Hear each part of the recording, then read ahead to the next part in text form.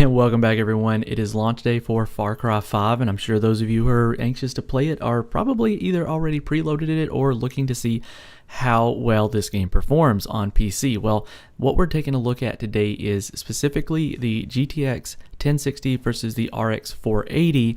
And yes, before anybody mentions, we do know the RX 580 is available, but we do not have them, and we were going to buy one. But I think you've seen video graphics cards prices lately, and you would agree that it would be kind of a hard choice to make. Either way, the reference RX 480 that we're using will be a good baseline performance for the Polaris series, and the Founders Edition version of the GTX 1060 would be a good foundation for GTX 1060 performance. Remember, aftermarket cards are faster, they are clocked higher, as well as different variants, what have you. So good baseline performance here. We're testing it with the Ryzen 7 1700 clocked at 3.9 gigahertz with 16 gigabytes of Gale Evo X DDR4 3200 memory on the X370 Crosshair 6 Hero motherboard.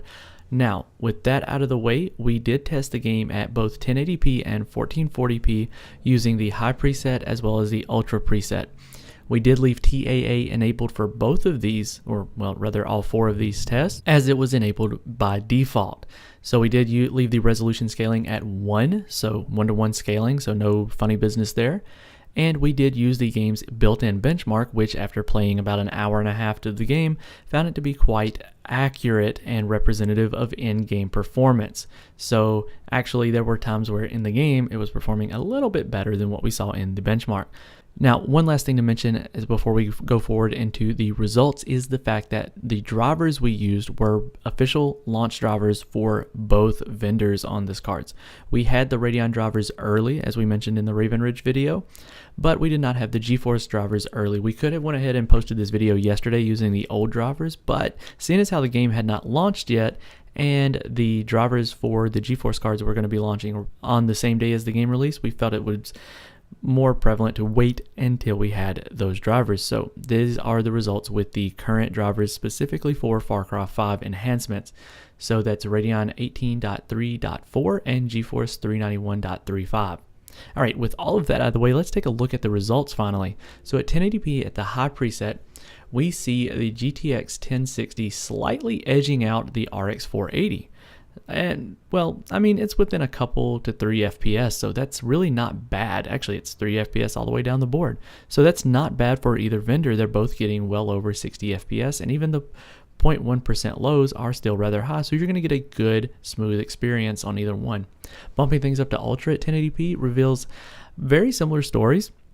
The average FPS on the 1060 is a little bit up, whereas the 0.1% lows, it trails the RX 480 within margin of error. So both are going to deliver a solid 1080p performance, whether you're running at high or ultra settings, it's up to you, but either one are going to give you a good experience. Moving up to 1440p, we already anticipate things are going to be a little bit more difficult to pull off with either one of these cards, but they do have the VRAM capacity to handle it, so why not give it a shot? So starting things off with 1440p high settings, we see an average of 50 FPS on both cards, which is good. And the 0.1% and 1% lows do take a hit on the GTX 1060. Moving things into 1440p ultra settings, we see the, well, same story. It's almost identical, just slightly lower FPS.